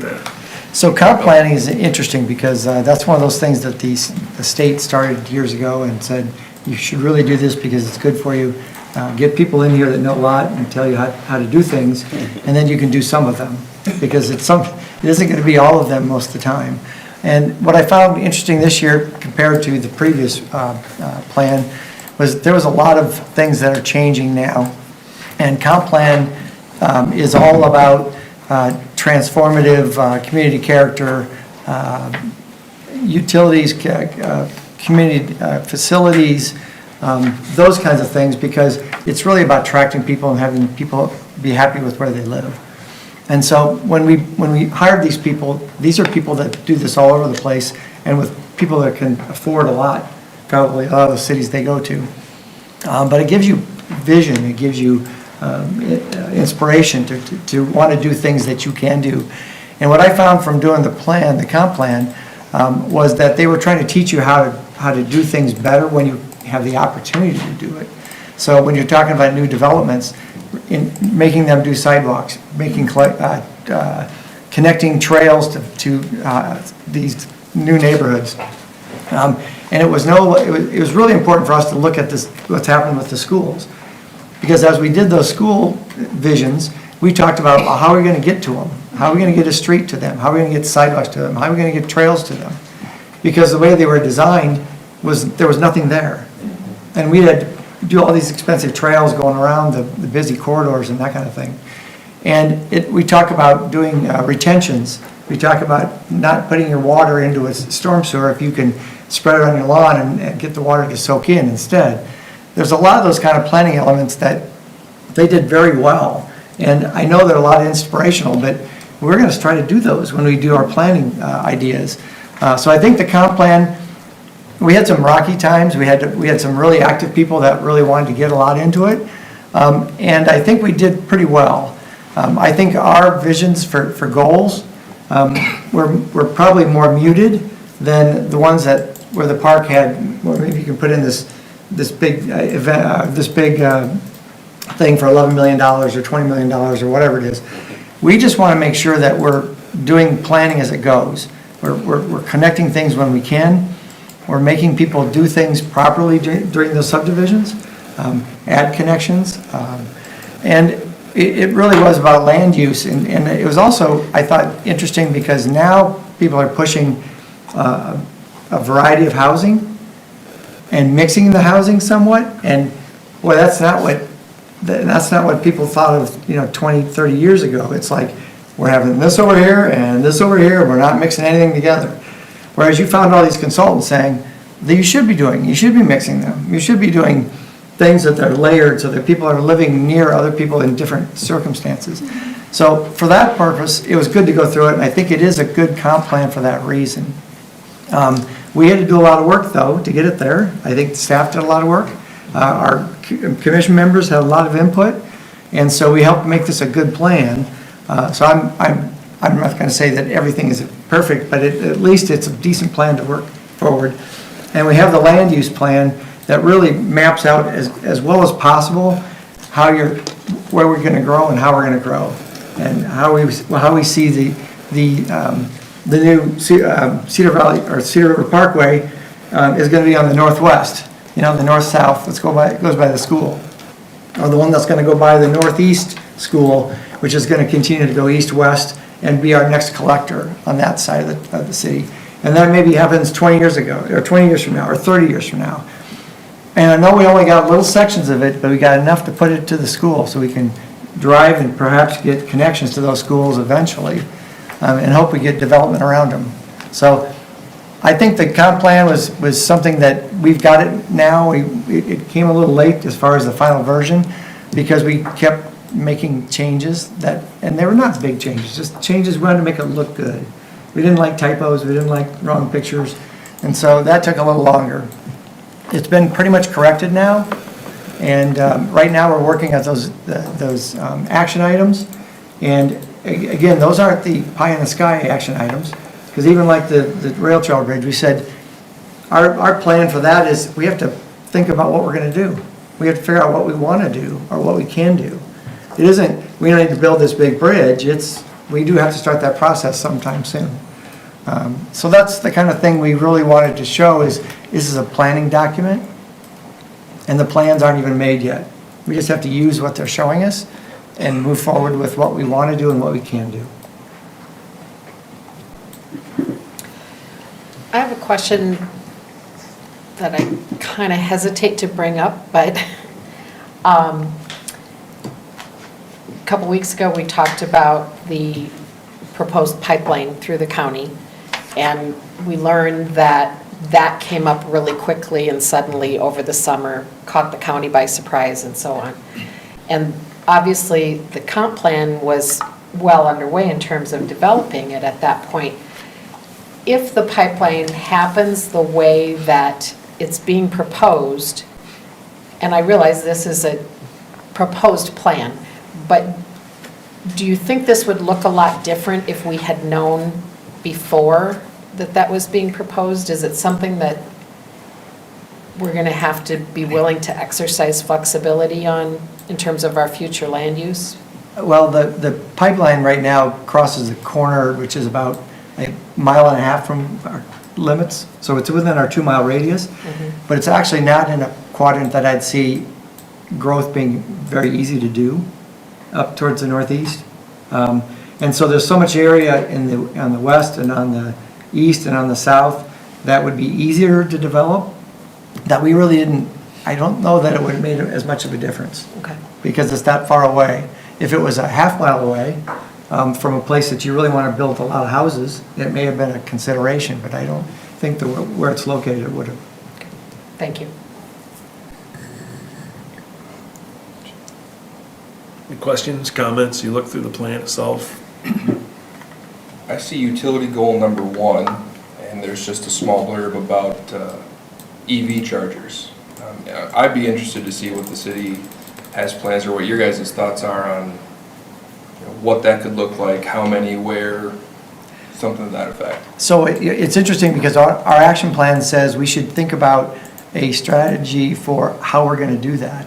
Because right now you can plop one downtown and you can put one out by Walmart, or you can put one near a hotel somewhere. But what's going to happen when everybody in the block has an EV, wants to have an EV charger? Is it practical? Is it possible? My circle of houses has 28 units. You couldn't put a full charger in each one of those units because there's not enough power to that location. So it really has to come from the utility grid saying, how can we get them where and how many can there be? And what kind of energy are they going to have to be able to get to you at your house, at your home? And that's still being answered, because the answer to me is they have like a refrigerator-sized unit that has to go in your garage, first of all, and you have to have enough power capacity. And if you have a bunch of them in a row, you may not be able to do it. So that's the discussion we have to have with your utility companies to see how the grid can work to get electricity for charging. But I didn't say we should have more chargers, just say it that way, because it really is about, let's put the ones in that we can get people to served by those, and later we can figure out how that can be done more, a deeper dive into that discussion. So I work very closely with, I'm actually the factory rep for 2 different EV charging companies, which is why I bring it up, because I do have more knowledge than I care to admit about both of them. So I was just kind of interested to hear what the thoughts were there. We did a couple years ago, or a year ago, by Cobblestone, right? There's a couple back there. Put a couple there. Yep, 2 back there. And usually that's where the transportation people are doing that. We stayed in North Platte, and I looked out the back of the window of my hotel room, and there was a bunch of chargers set up, and it was kind of a group charge where people are coming from all over to come park and do that. And that's where they're starting. But obviously, if you're going to have all electric vehicles in the future, you're going to have to figure out how you're going to charge them all. Right. So, Stray cats. Because like the home units, the ones that come with your vehicles, those will plug into a 110 outlet. They're not really drawing that much, but they take 14 hours to charge. Right. and if everybody had one, the electricity you're pulling from that. Right. Yeah. Are there conversations with the utility board Yeah, about that's how our grid will handle? That's been in discussion, and, as Bill alluded to, you'd have to upgrade entire neighborhoods when you do this. But, there's really a lot of unknowns, for example, if we, just fast forward 5-10 years, what if the price of coal explodes, or the price of electricity explodes? Well, that would tip individuals, if they wanted to charge their cars, to perhaps put, solar on their house, which would negate the effect of having to upgrade entire neighborhoods. So I think it's quite a difficult, if not impossible, thing to plan for at this point until you can see a little bit in the future. We've been doing a lot of solar panels lately. All the Board of Adjustments is asking us why we have to keep coming to all these meetings that only have solar panels. And that's because of the tax credits and things that get. And we limit the folks to only what they used in their last year, because we're not wanting anybody to make money off the panels. And we're also very concerned in our current ordinance about how to look, because we don't want to look at it. So we want them to put it on the back side of the house, or the side that's on where the sun is shining. We don't want them to put it all over the yard. We don't want them to put it too big a size, that kind of thing. But yet, that's probably a really cheap way to get individual type solution to electricity. We'll be looking at that again soon, so. And you've got concerns about the grid overall, so there's, it's going to be an interesting time coming up. That's why we plan. So are there ways, and this is kind of in the weeds on this, and maybe Matt and Bill know more about this, but ways that if you put on panels and it produces more, that net that's going back on the grid would be mandatory, that you aren't selling it back to them? You waive that? I don't think people want to really do that because Right. because they'll pay more for the units that go up. But they'll also be more efficient once we start getting them. And then maybe that can be worked out and how that works so that people can be bringing that into the whole grid. And we're limited by mean contract too, to how much individuals can produce even. Right. so. So that's what I'm saying, is you could still produce, it wouldn't be economical, in their pocket. Just be free to the grid. So, okay. Anything else for comp plan? All right. Next item up, number 5, review of the 2023 subdivision sidewalk infill program. All right, every so often we get to bring this to you. We're just hitting all the exciting stuff tonight. Been 2 years. Sidewalks, but it does tie into what we were just talking about, connectability and just in a smaller footprint. So I know Mike has got this prepared. I'll let him kind of lead us off and kind of walk you through what we're looking at tonight. If you would, Mike. So we've been at this for quite a bit of years, kind of been through some different policies, and that information is provided with the packet. So it was about 2 years ago, February 15th, 21, City Council approved an updated version, Resolution 2121, which required the owners of undeveloped lots that were more than 6 years old to have the sidewalk completed, because we have some people that are basically purchasing and kind of sitting on the lots. And as part of a responsible property owner within an urban community, you're expected to mow it and maintain it. And at an appropriate time, our expectation is also that you will connect the sidewalk because you may have adjacent properties with homes and families and children. And so we want to have that pedestrian accommodation. The expectation then would be that you also maintain it and do the snow removal during the wintertime. So that's how the program has evolved. We are required to do an annual review with the City Council. Historically, we do that in January so that if there's direction to fill in the gaps, that we have the ability to notify the property owners. Usually give them up until Labor Day, and then if they have not done it or they ask the city to complete it, that we would be able to get it done in the late fall. Last year, when we reviewed this with you, we thought we were going to initiate a program, but then we instituted a timeout. And there was some legal things in Des Moines, or suits or court cases that came up that brought into question whether the city had the ability to go in to these vacant lots and assess, tell these homeowners you need to install it and it's going to be at your cost. So nothing got done last year. So we are at a point where we know what you want. We're not sure exactly how that is going to be initiated, though. We kind of have some things that we think are black and white. So if I bought a lot, built a house, and I simply refuse to put a sidewalk in, that's easy. No, you're going to do it, and it's your responsibility to cover the cost. On the other side of the spectrum, we have some neighborhoods that were developed in the 1950s, and at that time they were not required to put sidewalk in.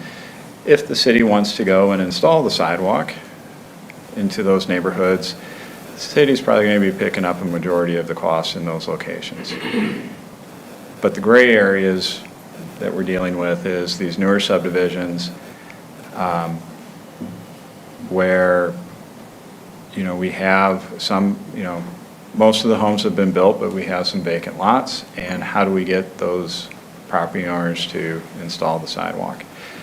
So there's a memo from Bill, I think, that's in there as well. And I think, Bill, do you want to? Yeah, I'll talk a little bit about that. When he's talking about the easy part that to force people to do it is either they build a house and they didn't put their sidewalk in, or their sidewalk isn't in good shape. The code section is very simple about saying it's a nuisance because it's not properly maintained, and so you can use that code section to go ahead and do it, and it's a pretty simple operation. The one that's not so easy is even with our, so when we took the developers off the hook in subdivisions for the sidewalk installation, it made it more difficult, I think, because when you have a lot that's not being built on and you want them to put the sidewalk in, you have to use the other code section, which requires a public-private benefit analysis. And that's the one we just don't know how it'll come out, depending on the Supreme Court decision that would have to happen. And it's hard to get those cases to the court because they're not very big dollar, and so nobody's going to take a big case to do it, to make that point. But the lawyers are telling us, the municipal lawyers and the people that teach us those things, they're telling us that cost-benefit analysis is going to be different depending on your circumstance. The one that the court case is about, they built a school out in the middle of, you know, away from the city, on a county, old county road, and they wanted to put a sidewalk out there, and they wanted to assess all the property owners that were adjacent to it. And the Supreme Court in that one said, no, you're not gonna do that. That's, you know, it's a 10-foot trail or a 6-foot trail, and they at least went down to 50-50 on that one. So that's the way that most people think it will happen unless there's a house on that lot, or they didn't put it in, or you get these 50s neighborhoods, they're gonna say, well, it's as much the public benefit as the private benefit, so how can we make them pay for the whole thing now? The other part of that part is that there's lots of landscaping and trees and things that make it difficult to do infill. So I think you have a better shot at going after the people in those subdivisions that have been there, had lots a long time.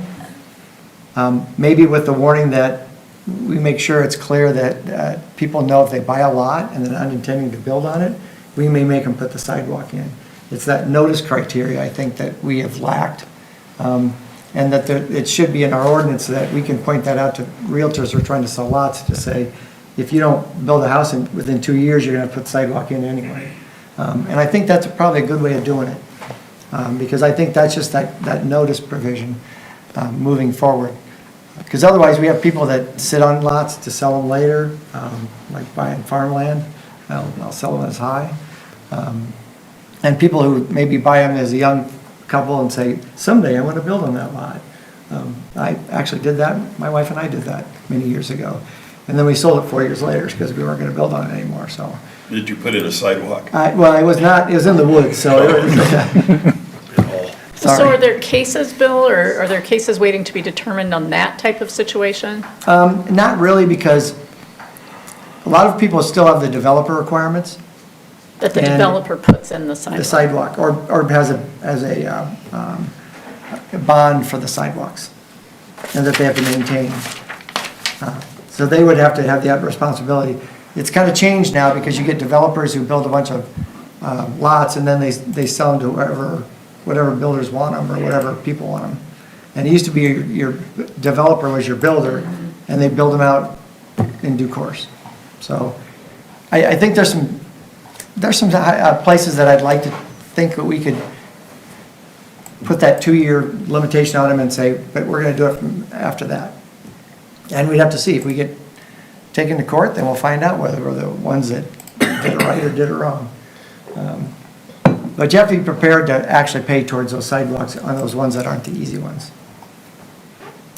So the question in the courts is, or the reason that these ordinances are being challenged in the courts is that they're arguing that it's more of a public benefit than private benefit, and therefore the city should be responsible. In that case, it was because those houses were mostly built when it was in the county and then it got annexed in.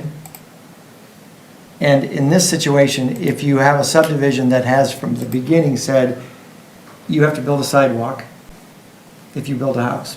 People say, fine, I'm ready to do that, but I'm not gonna sit on my sidewalk or my lot for 5 years before I build. And we don't want it waiting that long, obviously, because people are built around them. If that was in their abstract when they were looking at the house, that was required, it's easier to enforce that on them than the people that it wasn't in the abstract that way. So, I mean, I think I think we start making that demand of people or that, and try to do it. We still have to use the other procedure, which means they can contest it and try to do what's the public benefit, private benefit. And I think we have a good argument to say, no, you're gonna be like everybody else in your neighborhood, and you're gonna put your own sidewalk in. So I think there's a reasonable chance that we could get that and be okay with that. But there's a chance that we'd have to pay for it ourselves.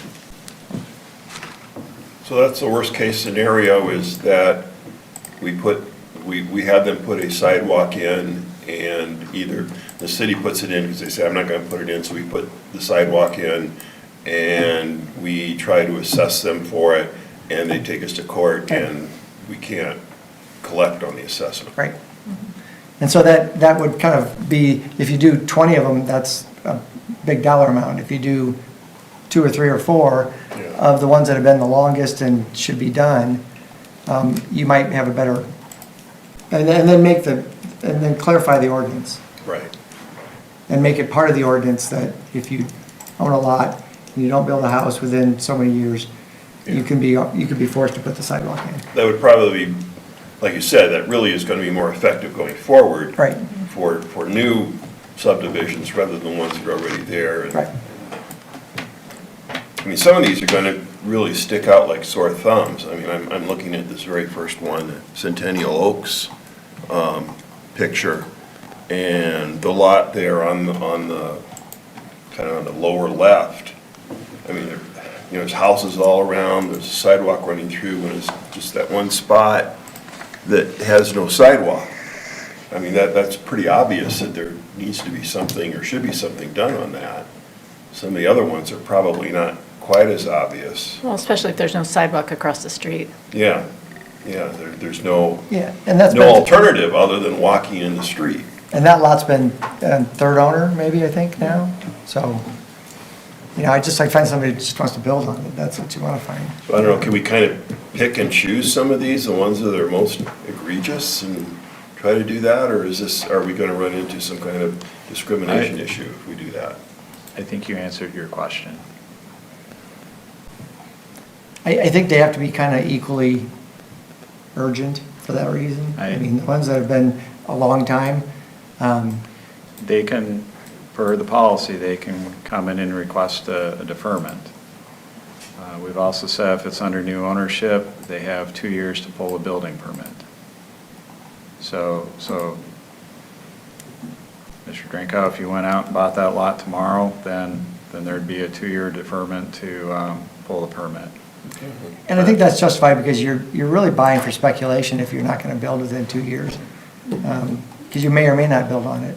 Yeah. And we'd rather have people buying the lots that want to build on it. Right. It may take you a year to identify a builder. Yeah, especially right now. But Right now. We originally said 6 years, right? Correct. Was that in our ordinance was 6 years? It is written that way, take Whitetail Bluff. Once we accept it, there's a 6-year grace period, and then we start addressing it. If there's 3 or more vacant lots that are contiguous, we don't worry about it. Right. But if we get down to 2 or 1, then we're like, okay, it's time to fill it in. So there is, pretty decent policy It's just kind of ran into a little bit of a hiccup on how to proceed forward. There's question whether, it sounds like we would have to initiate the full-blown assessment process. is what I You can't use the gathered. repair and, the Right, repair so- statute, yeah. So we can proceed with that immediately. I personally disagree about if there's 3 in a row, you shouldn't have to do it, because you have 3 people that speculate that they're good. I mean, I don't like that either. 'Cause if they're all in the same circumstances, the one down the street that's surrounded by houses, I mean, you gotta have a rule, it's a rule that is enforced every time. So likewise, I had somebody, question me and say, there are other higher pedestrian areas within the community that, versus my neighborhood where one of these properties is, or another place where, in particular around Wartburg was the inference there. So where does that come into play with this in the future? I mean, you're talking about just areas that don't have sidewalks at all? Correct. Like, there's sidewalk and then there's no sidewalk. Like, they inferred on the south side of Fifth Avenue and some other places. So going back to your side trail plan sidewalk, Mhm. if you're looking for some direction on where to focus in on, maintain what you have, and then 2, start filling in the gaps. We have a trail system that's kind of segmented, headed towards, from the soccer complex going south towards K-Way. Eventually, we may see that opportunity to connect to Janesville, but there are other gaps within the community as well. But those are gaps in the trail system, but there are then also gaps in the sidewalk system, as you are describing. So those are going to be probably primarily at the city's expense. And the city may want to put in sidewalks by the high school, where there's no sidewalks. And, should be, and that should have been a long time ago, I think. But that's, and that may be, has to be a community project, has to be a city finance.